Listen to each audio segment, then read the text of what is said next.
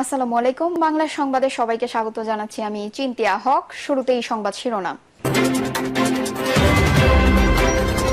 গোপালগঞ্জে দিনে দুপুরে ডাকাতি, তরুণকে হত্যা।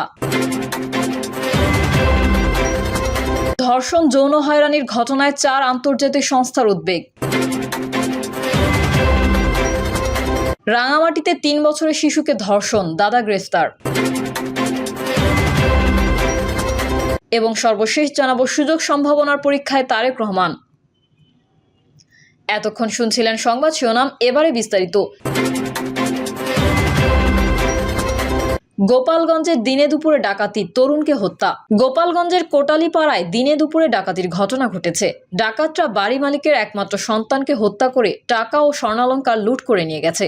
মঙ্গলবার সকাল 9টা থেকে বেলা 12টার যে কোনো সময় কোটালীপাড়ার লাকিরপাড় গ্রামে এই ঘটনা ঘটেছে। বাড়ির মালিক পল মজুমদার খোকন ও তার স্ত্রী এ সময় বাড়িতে ছিলেন না। একমাত্র ছেলে পিয়াস মজুমদার বাড়িতে ছিলেন। জানা গেছে, পিয়াসের মা চাকরি করেন এবং বাবা গ্রাম্য চিকিৎসক হিসেবে কাজ করার কারণে কেউই বাড়িতে ছিলেন না। দুপুর 12:30টার দিকে পিয়াসের বাবা বাড়িতে এসে ছেলেকে ডেকে না পেয়ে দরজা খুলে দেখেন বাড়ির সমস্ত মালামাল এলোমেলো করে ছড়িয়ে ছিটিয়ে রাখা। পরে ছেলেকে খুঁজে না পেয়ে দেখেন কাঁথা কম্বল দিয়ে হাত বাঁধাও উপর করে রাখা রয়েছে তার একমাত্র ছেলেকে। পরে তাকে কোটালীপাড়া হাসপাতালে নেওয়া হলে কর্তব্যরত চিকিৎসক মৃত ঘোষণা করেন। কোটালীপাড়া থানার ভারপ্রাপ্ত কর্মকর্তা আবুল কালাম আজাদ এটিকে চুরির ঘটনা উল্লেখ করে বলেন, বাধা পেয়ে হয়তো তারা ছেলেটিকে হত্যা করেছে।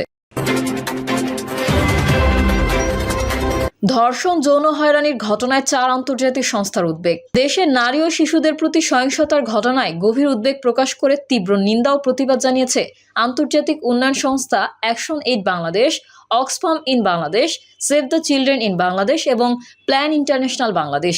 এসব ঘটনায় অবিলম্বে পদক্ষেপ গ্রহণের মাধ্যমে ন্যায় বিচার ও মানবাধিকার নিশ্চিতের আহ্বান জানিয়েছে। মঙ্গলবার 4 সংস্থার যৌথ বিবৃতিতে বলা হয়, আমরা নারী ও শিশুদের প্রতি সহিংসতা রোধে সরকারের নেওয়া সাম্প্রতিক জিরো টলারেন্স নীতির সিদ্ধান্তকে স্বাগত জানাই। ধর্ষণের ঘটনার 15 দিনের মধ্যে তদন্ত এবং 90 দিনের মধ্যে বিচার নিশ্চিত করার প্রতিশ্রুতি প্রশংসনীয়। আমরা এর জরুরি, কার্যকর ও সুষ্ঠু বাস্তবায়ন আশা করি। ধর্ষণ ও যৌন নিপীড়নের ঘটনায় জড়িতদের অবিলম্বে আইনের আওতায় এনে দৃষ্টান্তমূলক শাস্তি ও ভুক্তভোগীদের নিরাপত্তা নিশ্চিতের দাবি জানাচ্ছি। এছাড়া ধর্ষণের ঘটনায় ভুক্তভোগীদের ন্যায় বিচার নিশ্চিতে মানবাধিকার মানদণ্ডের সঙ্গে সামঞ্জস্য রেখে ধর্ষণ আইনের সংস্কার এবং ভুক্তভোগী ব্যক্তি ও সাক্ষী সুরক্ষা আইন প্রণয়ন করার দাবি জানাচ্ছি। সারা দেশে নারী সহিংসতার বিরুদ্ধে সাহসী শিক্ষার্থী, শিক্ষক, সমাজকর্মী ও সচেতন নাগরিকদের প্রতিবাদ কর্মসূচির প্রতিক্রিয়ায় এই উদ্যোগ নেওয়া হয়েছে। আমরা তাদের আন্দোলনের সঙ্গে একাত্মতা ও সংহতি প্রকাশ করছি। সম্প্রতি আইন ও সালিশ কেন্দ্রের প্রকাশিত তথ্য অনুযায়ী দেশে চলতি বছরের প্রথম 2 মাসে 294 জন নারী ও শিশু সহিংসতার শিকার হয়েছেন, যার মধ্যে 96টি ধর্ষণের ঘটনা ঘটেছে এবং 44 জন শিশুও রয়েছে। ফেব্রুয়ারিতে এই অপরাধের হার উদ্বেগজনকভাবে বেড়েছে, যেখানে 107 জন নারী ও কন্যা শিশু সহিংসতার শিকার হয়েছেন। 53টি ধর্ষণের ঘটনার মধ্যে 38 জন নারীর বয়স 18 বছরের কম। একই সঙ্গে মোরাল পুলিশিং, মব ভায়োলেন্স এবং জেন্ডার ন্যায় বিচারের অপব্যাখ্যার হার আশঙ্কাজনক হারে বাড়ছে। এই উদ্বেগজনক প্রবণতা শুধু ভুক্তভোগীর ভোগান্তিই বাড়াচ্ছে না, বরং তাদের ন্যায় বিচার এবং সুরক্ষা চাওয়ার ক্ষেত্রেও নিরুৎসাহিত করে। এই জরুরি ইস্যুতে আমাদের অবস্থান নেওয়া গুরুত্বপূর্ণ, কারণ এটি সরাসরি আমাদের কমিউনিটি এবং অংশীদারদের প্রভাবিত করছে এবং আমরা তাদের কাছে দায়বদ্ধ। এই যৌথ বিবৃতির মাধ্যমে তাদের উদ্বেগ ও কণ্ঠস্বরকে জোরালোভাবে তুলে ধরছি। এর মাধ্যমে আমরা জেন্ডার ভিত্তিক সহিংসতা নির্মূলের আশা করি। আমরা দৃঢ়ভাবে ঘোষণা করছি যে নারী, কিশোরী ও শিশুদের প্রতি যে কোনো ধরনের সহিংসতা বা হয়রানি মানবাধিকারের লঙ্ঘন।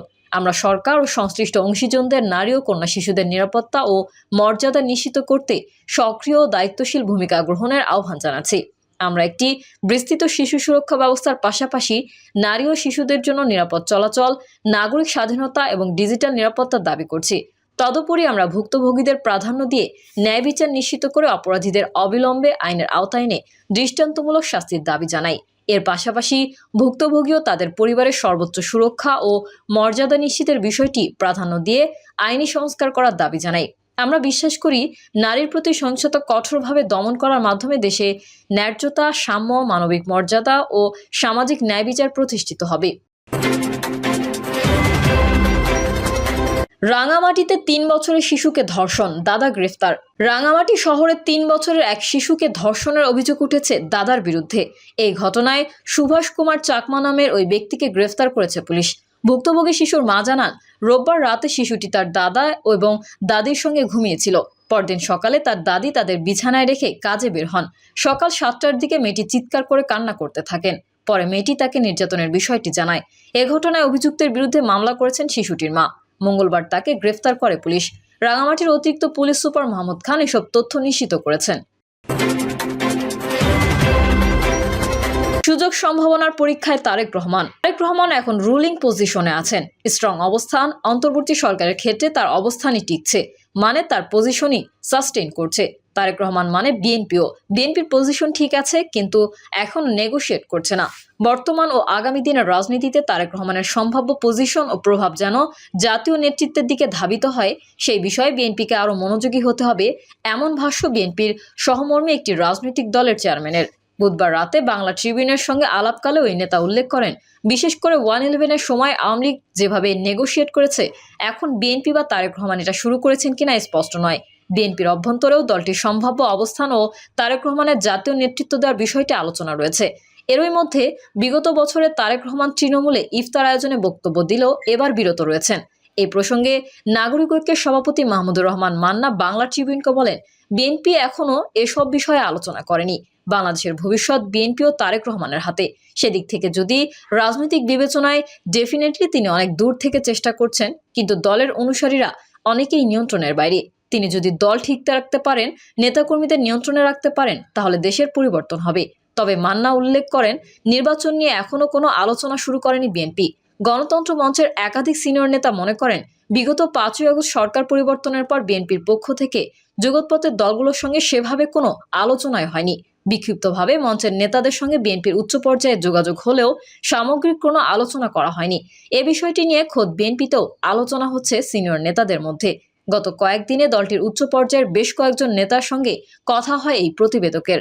একজন উচ্চ পর্যায়ের নেতা মনে করেন, বিএনপি মধ্যপন্থী নাকি ইসলামপন্থী অবস্থান নেবে তা এখনও শীর্ষ নেতৃত্ব স্পষ্ট করেনি। দলের ভেতরে শীর্ষ পর্যায় থেকে মেরুকরণের চেষ্টা অব্যাহত রয়েছে বলে জানান একাধিক নেতা। স্থায়ী কমিটির একাধিক সূত্রের দাবি, বিএনপির শীর্ষ নেতৃত্বের নির্বাচনকে সামনে রেখে বেশ কয়েকটি বিকল্প সামনে রেখে এগোচ্ছেন।